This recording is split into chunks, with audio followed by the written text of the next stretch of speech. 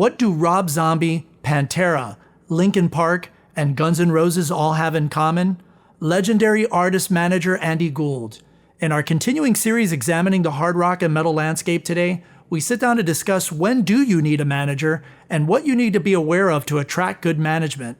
This is one episode you can't afford to miss. Coming up.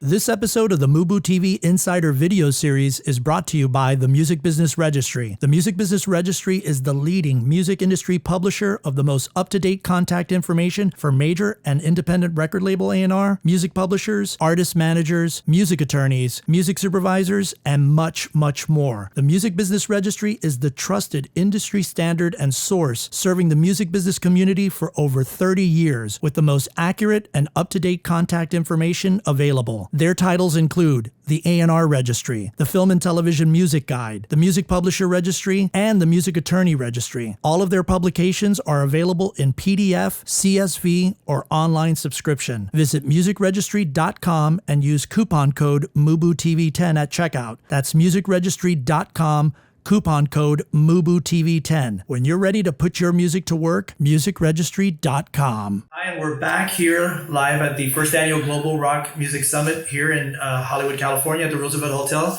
And I'm super excited to introduce our next guest. He's the founder of the Spectacle Group and the manager for Rob Zombie Worldwide. Please welcome Andy Gould. Andy, thank you so much for being here. Thanks for having me. Great.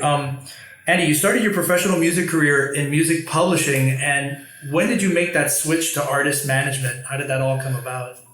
I was a publisher back in the 70s, and it wasn't really that I wanted to get out of publishing. It was more that I knew that working for a corporation wasn't for me, and I liked the idea, and all my heroes, the Irving Azoff, David Geffins were managers in their early days anyway, and certainly Irving.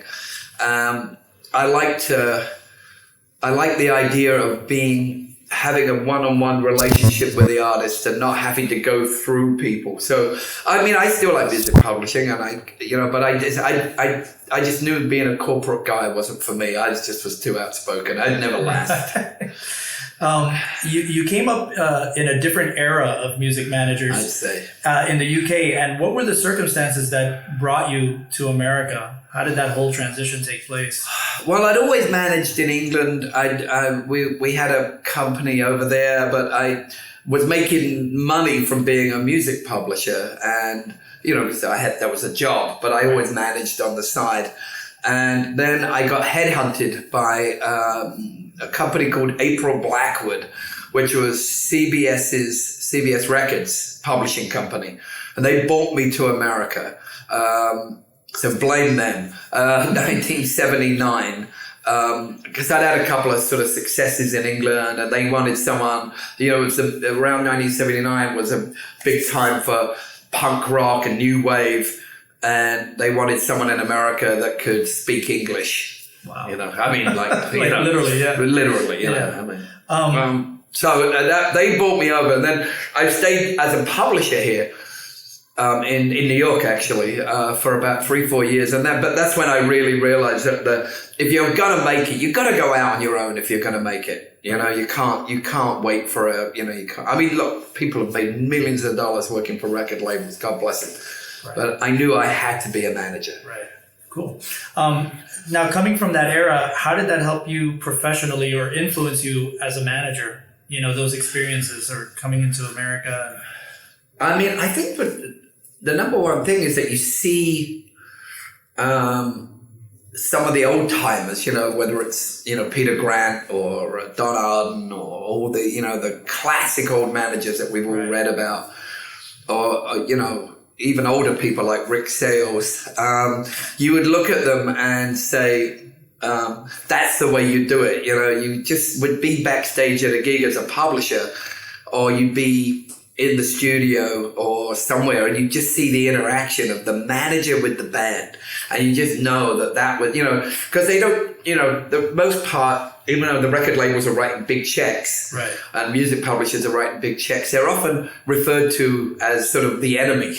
Right. They're the other side of it. Right. But that's, the manager has that other relationship where you can, and I think that being a manager is sort of like you skate between the two. You've got to understand art, but you have to understand business. Right. And I'm always shocked, actually, that the major labels here, when they look for new heads or new people to run the business, right, they often go to the record producers. There's been the real big thing of bringing record producers in to run record labels, and I always wondered about that, because where you want a record producer is in the studio making records. You don't want them there, But I always thought that the people that would make great label guys would be managers, because they could talk to acts, right? But they understand more about the business than most record labels. They understand the psychology. Yeah, they understand the psychology of an act and probably what they're thinking at any given time. Plus, they've had to be businessmen to make it work. Right. Especially now that record labels are getting into these sort of so-called 360 deals. Right. There's not a label guy on the planet that could tell you how to do a tour.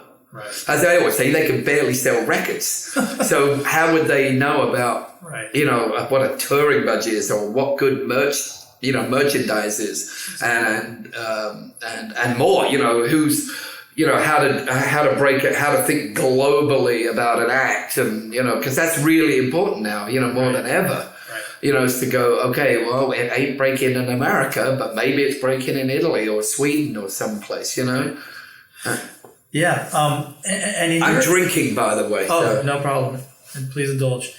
In your opinion, Andy, at what point does an artist need a manager? At what phase does that happen, in your opinion? Well, it's self-serving. I'm a manager by trade, so I guess I would say, you need us right from the start. But the reality is, since the new technologies, the last decade or so, you can do a lot yourself. I always said I was speaking on a panel down for the Global Rock thing, and I always say the same stuff. We will come if you're good. To young bands. If anyone's watching this, it's going to be a manager or going to be a band. You'll attract people like us. When people were talking about Pantera back in the old days. They were already playing for 1,000 people. When Walter O'Brien, who was my partner and good friend, and he heard we were partners. We heard about a band that was already like a successful band, and you go down. I mean, look, I've got this band called Beware of Darkness. There were 4 people in the room. 4 people in the room when I first saw them. Sometimes you just love a band when you hear it, and so I just said, okay, let's go. Right. But you kind of, for now, it's a long answer to a very simple question. For now, I think bands can do a lot on their own, and then bring a manager in, and you'll get a better manager. Perhaps you get a manager with a bit more experience, right, if you do a lot and create some kind of buzz, some kind of action.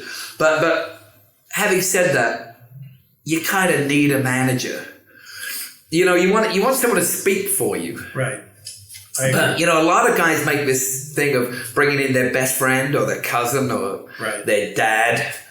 That is not a good idea. You do not want a mummager or a dadager. You want a manager. I've never heard that expression before. Oh, we do that all the time. It's like, it happens now a lot with the younger acts because they're not 21. They have to have their mum or their dad around. You go, oh, Jesus, I got to deal with their fucking mum.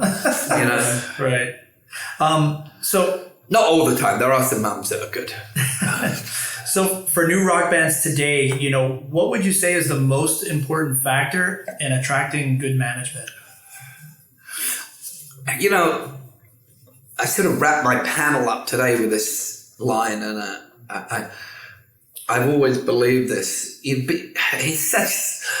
I always feel like such a jerk when I say this, but from the days of Little Richard and Jerry Lee Lewis and Elvis Presley, which one might say the birth of rock and roll, right through to the Beatles and U2 and, all the way through to whoever's big right now, whenever you're watching this, is be good. Be better than the other guys. Work harder. It's so weird. People think that it's hard. It's not. It's actually relatively easy. If you're good and you kind of, like I love it when I see a band, whether I manage them or I don't, and you go see a band, and I've been very lucky. One of the few good things about getting old is I've been in rooms, and I remember seeing AC/DC when they were first on tour. I saw U2 opening as an opening act. Right. But you see a band that's got 30 people in the room. Next time there's 100. Right. The next time it's 1,000. And it keeps growing. There's nothing. That's the greatest thing when you get to do that, To see the band organically grow. And by the way, sometimes it doesn't happen. Sometimes, a band just doesn't connect with the fans. It's that's why there's millions of bands and only a few that make it. I mean, and you've got to be very honest about it if you're a manager. Even I have that thing where sometimes I totally, because it's easy. People always go, "Oh, Andy, you've been involved with all these big acts." Yeah, but I've also had a bunch of acts that didn't make it. Right. Because no one's 100% all the time. Right, exactly. And sometimes you've got to be honest. You've got to be honest with yourself. As a band, I think you've got to be honest and go, why aren't we connecting with the fans? Right. What are we doing? Break it down. It's a business after all, as well as art. Right. It is a business. And you go, okay, what are we doing? Why? You can't, again, I'm sorry, I'm referring to a panel that you obviously haven't seen, but what we were saying down there, you can't wait for anyone to tell you you're good. You've just got to be good. And then all the industry people, all the record labels, agents, managers, if you're good and you're selling tickets, we'll be around like flies on shit. Great. That's a technical term, by the way. Andy, there's a famous quote that is attributed to you, which states, "Never work harder than your client." Can you elaborate on that? I mean, yeah, I really can. It is exactly that. I've seen this a lot. The bands that make it, this is not 100% true, but it's as strong a percentage you want. It's like 90% true. The bands that are successful, and I don't care what genre, I don't care who you are, country, rap, rock, but I work in rock, so I'll talk about rock. The bands that make it, just personally, Rob Zombie, Linkin Park, those guys, they work so hard, in the early days particularly, and I always say that I see that sometimes with bands, they're on the road, they don't want to interact with their fans. The fans, I always say like a band is the CEO of a company and the fans are shareholders. Right. So you better treat the shareholders good or they'll sell your stock and go buy another stock, So I've always said you got to interact with them. And, we with Rob McDermott managed Linkin Park a long time. Those guys worked their asses off. They still work their asses off. But they worked in those days. They would be, they'd be on a tour. They'd be tired. They'd do, an hour and a half of on stage. They'd come out, get towed off and go and sign, sign for another hour. Rob Zombie, we do meet and greets before the show. Even now, now we've been around for a long time. We do meet and greets. We do, with the fans. We do it before the show, after the show. There's an interaction with fans, and I've seen that sometimes where that quote comes from being on tour with other bands that won't come out of the dressing room to see their fans. Yeah. They won't come out because they're in the dressing room talking to, girls or smoking pot or whatever. By the way, there's a time and a place for all of that. Right. But you have, I think you've got to work harder. And it's like the bands that call the manager all the time asking what you've done. I always say, what have you done today? Right. What did you do today to interact with your fans? Did you go on Facebook? Did you Twitter? That's now, and in the old days, whatever it was, what did you do to interact with your fans? What did you do to build your career? If you're just calling the record label or the manager going, nothing's happening, you're an asshole. Work for yourself. It's not going to be given to you. You've got to take it. Yeah. Andy, one of your I got passionate then. That was a good one. Yeah, that was good. Andy, one of your first jobs was as a T-boy at AIR Studios in London. Could you talk a little bit about that experience and what was it like coming from music publishing, and how did it help prepare you for a career in music management? Well, I got, for me, I was a working class kid in South London, and when I went to my career day, it's very difficult. If anyone's watching in England, they'll get this, but for the most part, we don't have a lot of racism in England, but we have classism. Right. If you watch like Downton Abbey or Upstairs, Downstairs, you'll kind of see it. You're either super rich or you're the servants that work for the super rich. And we would, my family, I love my mum and dad and where I live, but we were definitely a little more working class. Right. And I remember going to my career guidance guy, and I was like, I'd like to be in the music business. I think, and I even had bought an album into school. This is when dinosaurs roamed the earth, it was a long time ago, and I bought an album, and I was like, look at all these people on the back of the album, Right. What do they all do? I didn't even know what they did. Right. I still don't know what they do half the time. And so they said, you never get in because those jobs are reserved for the connected, the well-to-do, the rich, the wealthy. And I was like, oh man, I didn't like that answer at all. Right. And, I said, my dad was a builder on the building site, he was a carpenter. And I was like, what time do you have to get up to go to work? And he goes, I don't know, about 4 or 5 in the morning. I was like, I want a job that gets me home around that time. Right. And I was like, so I got a job as a bike messenger for a music publishing company. Right. And I was delivering some sheet music. That's how old the story is. To George Martin's company, wow. Air London. And I said to the secretary, do you need someone in to, make tea? Because we have a tradition in America, people start as an intern. In England, you start as a tea boy, T-E-A. Right. And tea boy is like, you have to make a good cup of tea. Right. You can't make a good cup of tea for an English cup guy, you're out.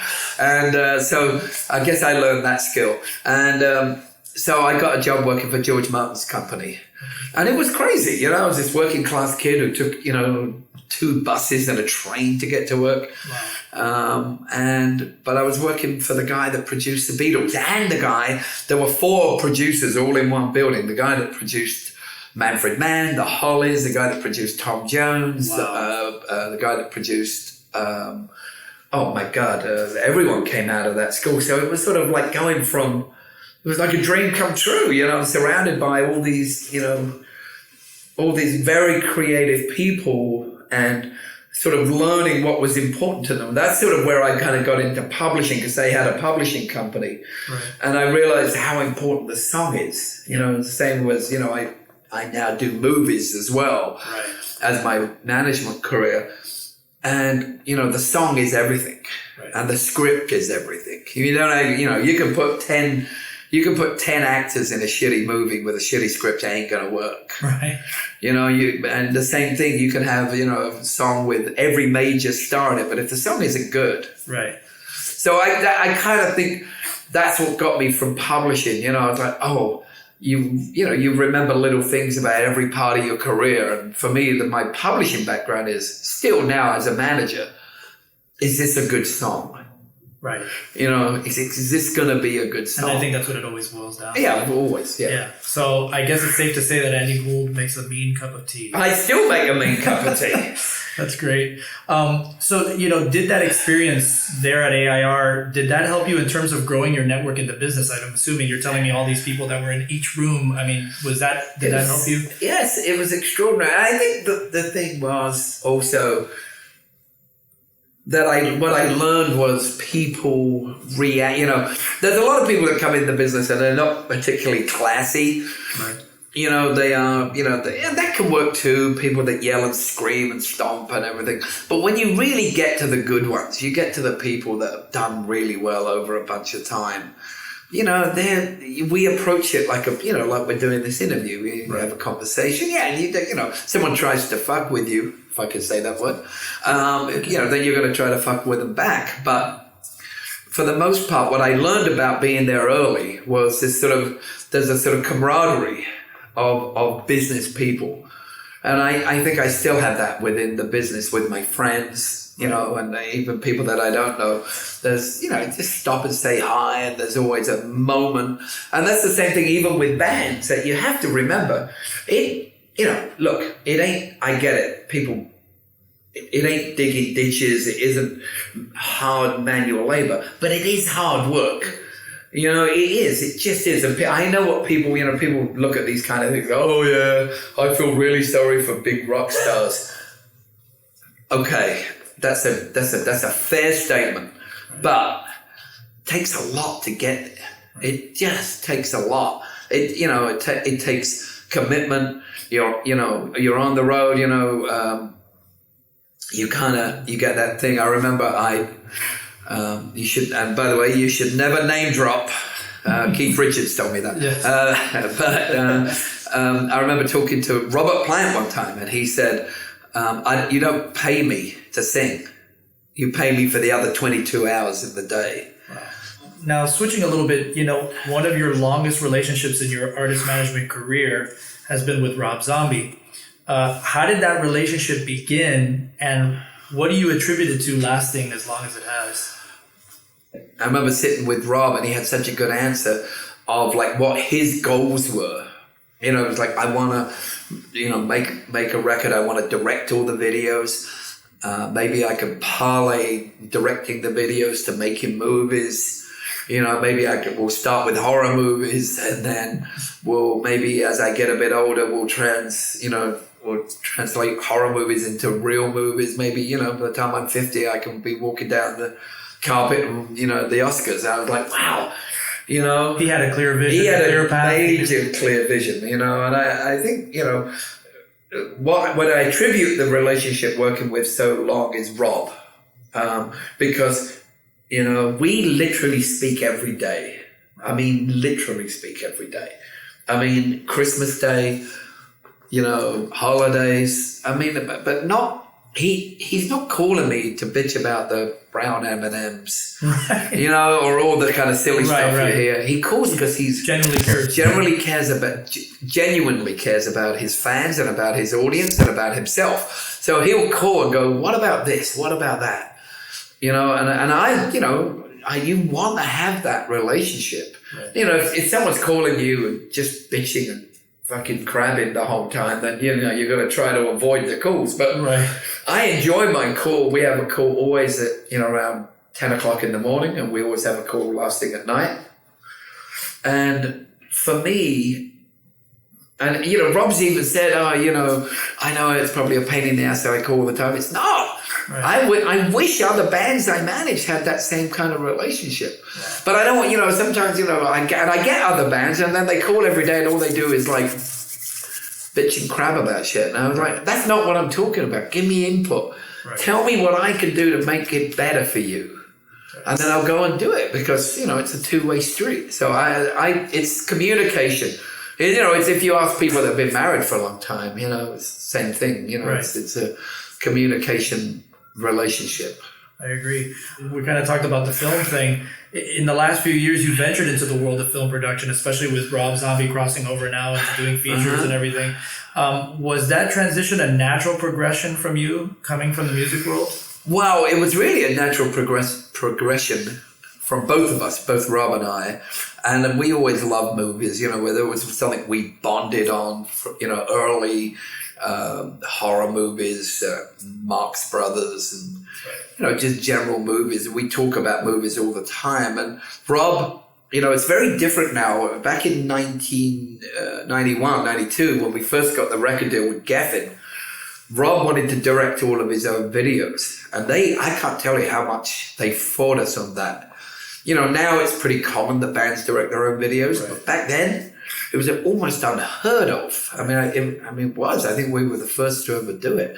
And we directed our own videos. And Rob said, I want to direct my own videos because I think I can use that as a way to get into the film business. And then, 10 years later we did. And it was really, I could take credit, but it was really Rob who said, let's parlay this into a film career. And then what's happened in the last 10 years is our film career, especially now that the industry is so challenged with downloads and streaming and all the, stuff, and rock is very marginalized as we speak.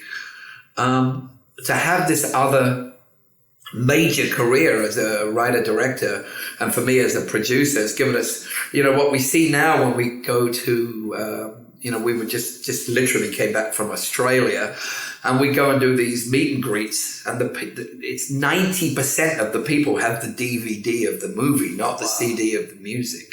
Very, very strange, and all of a sudden it's gone. Flip-flopped, yeah. We're just about to start another movie. We got this crazy movie that Rob has, which is, I think it's the most extreme. The most extreme Rob Zombie movie is we're just about to make.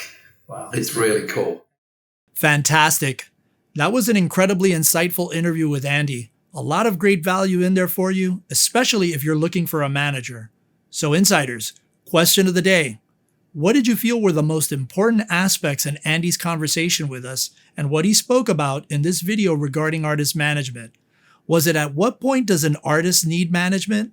Or was it the important things to look for in attracting a good manager?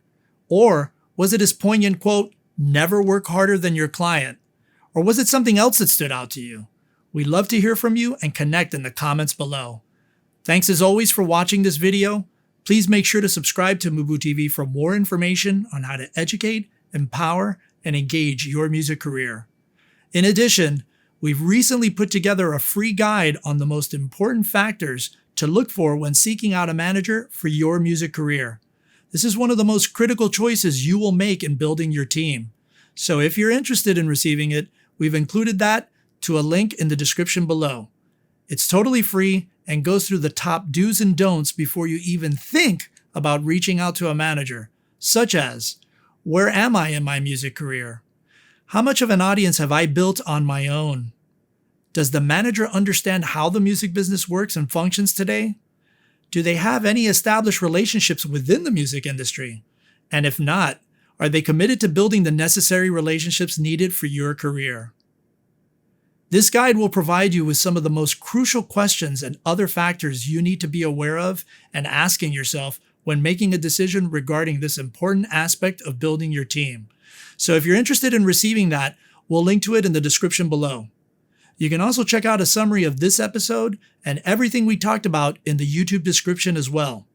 And if you enjoyed this video, we'd really love it if you hit the like button and let us know what other kinds of videos and types of content you would want to see on our channel. Hit us up in the comments below, and we'll see you in the next video.